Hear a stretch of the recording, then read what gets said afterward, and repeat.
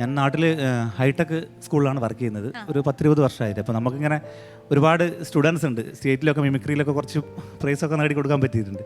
അപ്പോൾ കുറച്ച് പാട്ടും മിമിക്രിയും ഇങ്ങനെയുള്ള കാര്യങ്ങളൊക്കെ ഇങ്ങനെ കുട്ടികൾ പഠിപ്പിക്കുന്നത്. അപ്പോൾ ഒരുപാട് ഇടയ്ക്കിടയ്ക്ക് എന്നോട് കുട്ടികൾ ചോദിക്കാറുണ്ട്, സാറിന് എന്താ ഇങ്ങനെ ടി വിയിലൊക്കെ പോയാൽ ഞങ്ങൾക്ക് പറഞ്ഞുകൂടെ എന്നൊക്കെ. അപ്പോൾ പലരും വിളിച്ചു. ഇപ്പോൾ വന്നാൽ അത് ഓൺലൈൻ ക്ലാസ് ആയതുകൊണ്ട് എല്ലാവരെയും നമുക്ക് അറിയിക്കാൻ പറ്റിയല്ലോ, പല ഗ്രൂപ്പുകളിലൊക്കെ മെസ്സേജ് ഇട്ടിട്ട്. അപ്പോൾ കുട്ടികളൊക്കെ ഒരുപാട് ആളുകൾ വിളിച്ചു, പേരൻസ് വിളിച്ചു. അപ്പോൾ വളരെ സന്തോഷം ഉദ്ഘാടന എപ്പിസോഡിൽ തന്നെ വന്നതിന്. അതിന് രമേശ് ചേട്ടനും ഹരിസാർക്കും അതുപോലെ എല്ലാവർക്കും ഒരുപാട് ഗ്രൂമേഴ്സ് രതീഷ് ചേട്ടനും എല്ലാവർക്കും ഒരുപാട് നന്ദി രേഖപ്പെടുത്തുന്നു. Thank you. അപ്പോൾ നമ്മളൊരു അടിപൊളി പെർഫോമൻസിനായിട്ട് ഇങ്ങനെ വെയിറ്റ് ചെയ്തിരിക്കുകയാണ്. ചെയ്താലോ? Oh okay. All the best. Ramesh സാറേ നമസ്കാരം. നമസ്കാരം സുധൻ ഭായി. നമസ്കാരം.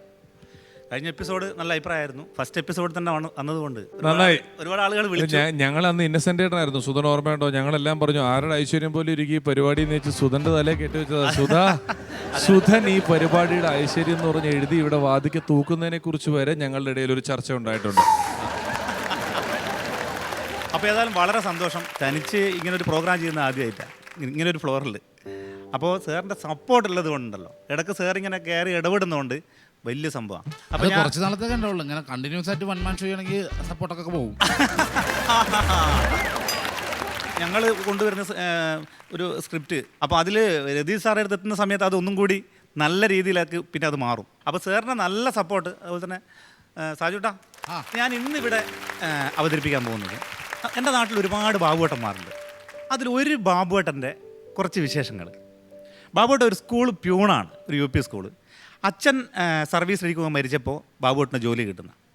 അപ്പോൾ അതുകൊണ്ട് തന്നെ വിദ്യാഭ്യാസത്തിൻ്റെ ചെറിയൊരു കുറവ് ബാബുവേട്ടനുണ്ട്. അപ്പോൾ ആ കുറവ് ഇല്ലയെന്ന് കാണിക്കാൻ വേണ്ടിയിട്ട് ഇംഗ്ലീഷൊക്കെ അടിച്ചു കയറും. ബാബു ഭയങ്കര പഞ്ചാരടിയായിരുന്നു. പ്രേമിക്കാൻ നടക്കുന്ന ഒരാളായിരുന്നു. ഒരു 10-17 വയസ്സിൽ സൈക്കിൾ എടുത്ത് പല ഇടവഴി കൂടിയൊക്കെ പോവും. എന്നിട്ട് ഒരു ദിവസം പോവും.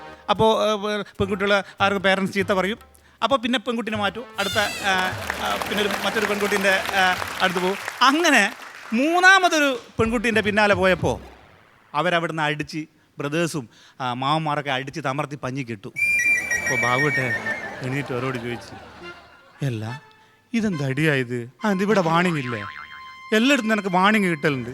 വാണിംഗ് ഇല്ലാണ്ട് അടിക്കുക. ഞാൻ പല സ്ഥലത്ത് പോയാൽ ആദ്യം വാണിംഗ് കയറില്ലേ, വാണിംഗ് ഇല്ലാണ്ട് അടിച്ചു വിടുക, ഇത് ശരിയില്ല കേട്ടോ എന്നാണ്. എന്നാലോ കല്യാണ വീടുകളിൽ എത്തിക്കഴിഞ്ഞാൽ മലബാറിൻ്റെ വലിയൊരു പ്രാദേശിക കലാരൂപമാണ് കോൽക്കളി എന്ന് പറയുന്നത്. കല്യാണ വീടുകളിലൊക്കെ രാത്രി സമയങ്ങളിൽ കോൽക്കളി ഉണ്ടാകും. ഇപ്പം നമ്മൾ കരോക്കെ ഗാനമേളയിലായിട്ട് അന്യമായിക്കൊണ്ടിരിക്കുന്നതാണ് കോൽക്കളി. അപ്പോൾ ബാബുവേട്ടൻ കോൽക്കളിയിൽ വിദഗ്ധനാണ്. കോൽക്കളി പാട്ട് വളരെ വ്യത്യസ്തമായ രീതിയിൽ പാടും. അവിടെ എത്തിയിട്ട് ഒരു പക്ഷേ കോല തീർന്നു വരുന്നുണ്ടെങ്കിൽ മുരിങ്ങാക്കായ എടുത്തിട്ട് കോലാക്കും. എന്നിട്ടോ പച്ചക്കറി ഒരു മെച്ചപ്പെട്ടൊരു ഹാരം തന്നെ തടിക്ക്, പച്ചക്കറിച്ചാലും ഗുണമേറും മേനിക്ക്, മെച്ചപ്പെട്ട ഇലക്കറി കണ്ടിന്നേറ്റം ഗുണകരമല്ലേ, പച്ചച്ചീര മുരിങ്ങത വേരെയും ഓർമ്മിക്ക്. അപ്പോൾ ഇങ്ങനെയുള്ള പാട്ടുകളാണ് അവിടെ. പച്ചക്കറി കഴിച്ചാൽ ശരീരത്തിന് നല്ലതാണെന്നോ കണ്ണുകൾക്ക് നല്ലതാണെന്നോ നല്ല അർത്ഥവത്തായിട്ടുള്ള പാട്ടുകളാണ് അവിടെ. എന്നാൽ ബാബുട്ടാ, നിങ്ങൾ എവിടെയൊക്കെ കോൽക്കളി കളിച്ചിട്ടുണ്ട് എന്ന് ചോദിച്ചാൽ അന്നേരം പറയും മലപ്പുറം, കുറ്റിപ്പുറം, പള്ളിപ്പുറം, റാണി, കോഴിക്കോട്, വാഴക്കോട്, വാക്കോട്, പെരുമറ്റം, പൂതമ്പാറ, ചീക്കോട്, കൂനാഞ്ചേരി, വാളാഞ്ചേരി, ചേമഞ്ചേരി, മഞ്ചേരി, തലശ്ശേരി, ഇടശ്ശേരി, കോളശ്ശേരി, ബത്തേരി, ഓളിവണ്ണ, കൂഴിവണ്ണ, പേരുവണ്ണ, തൂണേരി, ഉപ്പള, കുമ്പള, ചക്കള, കാടേരി, കൊയിലാണ്ടി, മങ്കര, വേങ്ങര, ചേങ്ങര, കാക്കേരി, കടേലുണ്ടി, പേരുമ്പാവൂർ, ഇടുക്കി, മട്ടന്നൂർ, പയ്യന്നൂർ, മലപ്പുറം,